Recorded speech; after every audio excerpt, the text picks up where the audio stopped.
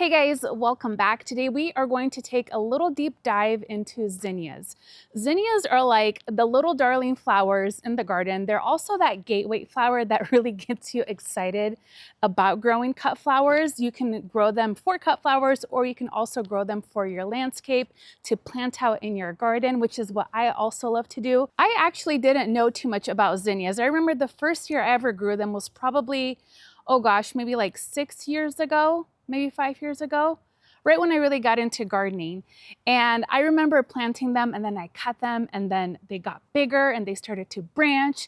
And I was like, oh my gosh, it was so exciting. And at that time, I remember I was growing some of the cactus varieties, also like the spotted ones, like the peppermint something. They're like a solid color with like little blotches of like a bright color. And those are not my jam anymore, but I still really appreciate them because those are the first flowers that got me really excited about the cut and come again flowers, which is a zinnia. But really what I want this video to be about is a guide for you to reference on how to grow zinnias in your garden, whether you're growing them in rows for production or you're incorporating them in the landscape the way that I like to do as well. You guys know I like to grow a lot of flowers, and if I can sneak in flowers that I can use as cut flowers in my landscape, you know I'm going to do that. So zinnias are really like my top 3 favorites to grow in the landscape. They go so well with so many plants and trees and shrubs and roses. So they're really easy to incorporate into your garden. So we're going to talk a little bit about that and spacing and how I approach planting them in the landscape and in the garden versus planting them as cut flowers and for production. One of the great things about zinnias is you can direct sow them outdoors or you can start them indoors. And there are pros and cons to both of them. And I think everybody is going to give you their experience and their advice. And at the end of the day, it's whatever works for you. I challenge you and encourage you to experiment at the end of this video so you can learn what process is best for you and your garden. So why would you want to start zinnias indoors? Now, we've done a lot of seed starting videos together this season so far, and you know I've started a lot of them already. One of the biggest reasons why you want to start your zinnias indoors is to really get a kickstart on the season, especially if you have a very short growing season. If you live in a lower zone, then you probably don't have a long period of growing cut flowers. So it's nice to have that ability to get them started early so you can get them out earlier and start enjoying the blooms quicker than somebody like in a zone 8 or 9 who can really get away with planting zinnias, gosh, all the way up until frost. We've had zinnias, oh gosh, I think the latest was late November. So we do have a pretty good growing window, which is really, really nice. Now, the drawback to starting them indoors is you do want to be diligent about their light source, watering, and all of the great things we've talked about when seed starting. I personally like both methods. I've done them indoors and I've direct sown them. We're going to be doing both again this year. One key thing to remember is if you are sowing them indoors, you want to make sure they have a really good light source. I've shown you guys our growing room. In fact, let's go in there and I'll show you how close I like to keep my zinnias to the light before I start to harden them off.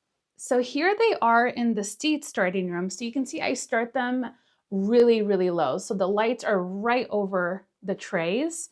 And then as they start to grow, we raise the lights, or at different shelves, we either lower or raise the lights. Anyways, so you can see this, I think this tray I started about, oh gosh, no more than a week ago is when I started these, and you can see that they've put on quite a bit of growth. And once they have about 2 sets of true leaves, I'm actually going to transplant them outside or start hardening them off. I just really wanted to give them a good start. If they don't have enough light, they're going to get leggy like this one here. And these are just not going to be very strong and perform very well. You can try to plant them a little bit deeper once you do harden them off and get ready to plant them outdoors. However, I just like to lean on the side of giving them the light that they need. That way they grow nice and strong and they're just a stocky little plant before we get them out. Just make sure you give yourself plenty of time to harden them off. That way they're not shocked coming from a nice cozy room into the outdoors and the elements. I always recommend bringing them outside for a couple of hours and then bringing them back indoors. But really, I like to push my seedlings. So we take about 4 or 5 days to harden them off. We'll bring them outside for a few hours and then put them back inside. do a little bit longer the following day, etc., until I feel comfortable enough to leave them outdoors. So a lot of our first succession seedlings are already outside and they've been out here for, oh gosh, maybe a couple weeks now, and they're doing great, or probably even 3 weeks now, and they're doing really great. The drawback to starting them indoors is they don't like their roots to be tickled a lot. So when you're transplanting them, they don't want their roots to be disturbed. So that is kind of something to consider. However, we start ours in 50 cell trays and they develop really great roots before they're ready to be transplanted out. And I usually don't have any issues with transplanting them from their trays to our garden beds. Now, if you don't want to mess with any of that, you can just direct sow them outside after your last frost date. I think some of the pros are pretty obvious if you are going to direct sow them outdoors. The main one is you don't have to worry about starting anything inside and taking care of it. Two, a lot of people and farmers do think growing them outdoors directly produces more vigorous plants. I see that sometimes with certain varieties, but for the most part, ours do okay when I transplant them from their seed trays. So I don't have too much of an issue with that. Now I have two big tips for you if you are going to direct sow them. One, you want to make sure that the soil temperature is around 70 degrees Fahrenheit. I know the seed packets will say you can plant after your last frost, but I would give it a couple of weeks after your last frost to plant them in. So you're going to wait a little bit longer until the temperatures warm up just a bit more. And the reason for this is cold soil will usually stunt the germination of your seeds, and in turn it weakens your seedlings. I've also found that the ones that we start earlier, so like right after our last frost date and I'm direct sowing them, they're just not as vigorous. In the past, if I started them out too early, they just didn't perform as well as the ones I planted out a little bit later. And the next tip is you want to make sure that you keep your soil consistently moist when you're starting them outdoors. You can even cover them with a frost fabric until they start germinating, and then you can start lifting that off. Regardless of what method you want to use in terms of getting them started, you have to think about where you're going to plant them. Zinnias do better in full sun. However, one of the cool things about them is they will grow in all sorts of soil conditions. I have planted them in our clay soil and they did great. I plant them in our cut flower garden where it's really enriched with compost. They do great. So they're not very picky flowers, and I feel like the more hands-off you are with them, the better they do. One of the most important things that I like to do in our cut flower garden before we plant anything is I top dress all of our beds with compost. I feel like that really adds all of the nutrients that most of our flowers are going to need throughout the season. I will also come in with a little bit of biotone before I plant that also has a little bit of a slow release fertilizer. And with the zinnias, you're kind of hands off. They don't really like anything with high nitrogen. Once they start budding up, you can come in with a fertilizer that has a little bit more phosphorus in it, something organic. Come in, fertilize them, and they are going to bloom their little heads off. In terms of spacing, it's recommended that you plant them about 9 to 12 inches apart. I fudge that number. I actually grow them about 4 to 6 inches apart in my cut flower garden. When I have them out in the landscape, they do get a little bit more spacing because when they're in your garden, they're not going to get the same airflow that they will in our cut flower beds. So there I can get away with actually planting them a lot closer. And I also notice that they get a little bit taller because they're going to start competing for that light. Let me actually show you how I'm going to plant them. If you're planting them out as little starts, I am just going to start spacing them about 6 inches apart, and I will plant them out just like this. Again, only after I've amended my soil with the compost, versus if I'm going to direct sow them, again, after I've amended with compost, I'm just going to make a little trench about 1/4 of an inch deep. We're going to pretend that this gravel is our zinnia seeds, and you're going to come through and just add them all the way through about 6 inches apart, or if you want to stick to the spacing, about 9 inches apart. And then you'll just gently cover that back up like this and make sure that the soil stays nice and moist. And I still recommend that you do a few seeds per section in case one of them doesn't germinate. Now, if you're going to plant them in the landscape, you want to give them a little bit more room, just like this, and get them planted. I would do it in 3s or 5s, 7s, odd numbers, or you can do even drifts of them throughout your garden. So that's just something that works for me. Again, you have to be diligent about deadheading and harvesting to make sure you're constantly keeping that airflow going. Let's talk about pinching, because that is another big question that we all have. Should you pinch your zinnias? And I say yes. When you pinch your zinnias, you are going to get more blooms out of them. I actually like to do it pretty early on so they start branching a little bit lower, and we're going to get a more vigorous plant that way. Essentially what you're doing is removing that main flower, and where you cut it or where you pinched it is where you're going to get 2 new side shoots. So the more you pinch, the more side shoots you're going to get and the more flowers you're going to get. Some people don't do it because they grow so many zinnias and they're going to come through and harvest them pretty quickly. So they're naturally going to be pinched, but I like to get a head start. That way our plants are starting to be bulky and full right out the gate. Here are some zinnias I haven't pinched yet, but what I'm going to do is not overcomplicate this. I am just going to pinch off that little top, and look, it already has a little bud forming. Isn't that cute? So I will come through once it has a few sets of leaves and just pinch off that center. Again, don't overcomplicate it. Just come through and get them all pinched out like this. Now, because our zinnias are going to be nice and full, you do want to provide a little bit of support. The ones I grow out in the garden, I typically don't have to stake. However, in the cut flower garden, I do stake them at the end of the season. I am just going to use T-posts and tie string around the bed. You can use Hortonova netting. That is a really great product to use. I don't really net any of ours, so it's just kind of a preference thing. A lot of people will recommend it because that will help provide nice, long, and straight stems. However, I don't really have an issue with that, but that's just something to keep in mind. It will also help if you have a lot of wind in your area, especially towards the end of the season when it's coming through, and if you don't have a windbreak in your garden, that will help support them to make sure they continuously grow upright. Now let's go back to harvesting zinnias. The deeper you cut, the longer the stems you're going to get from your flowers. It's really important not to be shy and cut deep. You might sacrifice the 2 little lateral blooms on either side of that main bloom, but that's okay. I actually like using those in our arrangements. I will just leave the main flower, and if it has like 2 little side shoots, I will leave them on there because I think it adds more interest. However, I don't like to cut them short, and I see a lot of people making this mistake because, one, you can't really do a whole lot with short stems unless you're doing like little bud vases. And in terms of production, you are going to want those nice long stems, especially if you plan on selling flowers, and you want to stay on top of harvesting and deadheading, because if you don't, you're signaling your plant to set seed. And once it gets into that mode of setting seed, it's gonna think, okay, I am done for this season. My job here is done. Now I'm gonna set seed. You wanna prevent that. And the way you prevent that is by harvesting your flowers. So don't be afraid to harvest. I know it's really hard because we see them in our garden and you wanna enjoy them. Zinnias bloom for such a long time, but really once they've been open for quite a bit of time, I will come in and harvest them before they start going to seed, because I don't wanna trigger them to think, my job's done. It's not done yet.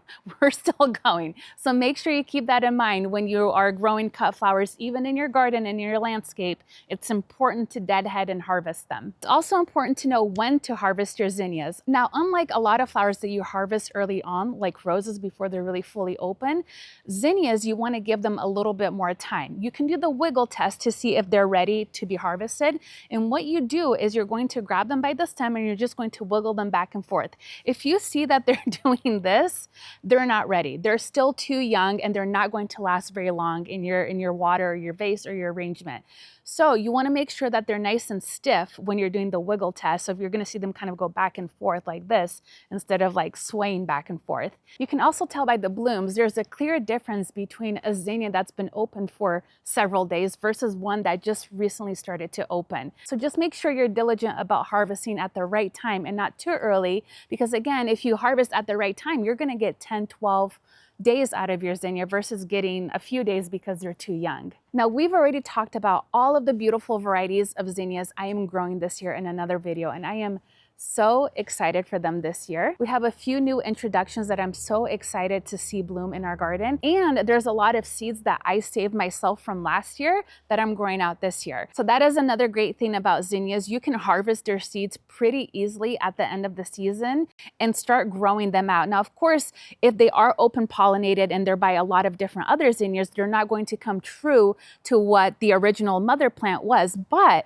that means you can discover something completely new. And if you don't mind a little variation in color from the original plant that you harvested those seeds from, then I say do it, because I think that can be super, super exciting. I grow different varieties for different reasons. For example, the Queenie Line series, those are really fun colors. You're going to get a lot of hues in the colors and it makes for a really interesting cut flower. I grow the Benary giants to get those 4 to 5 inch large blooms, which you can use your zinnias at that point as a focal flower because they're so impactful in a bouquet and they come in such a range of colors. And I like to grow the Oklahoma varieties because those tend to be a little bit more resistant to powdery mildew and they pump out blooms all season long. And my favorite varieties to grow are going to be those really special ones that were hybridized by Florette or Dawn Creek. Those are going to be those creamy, peachy tones. They're going to be so unique and soft. They look great in the landscape.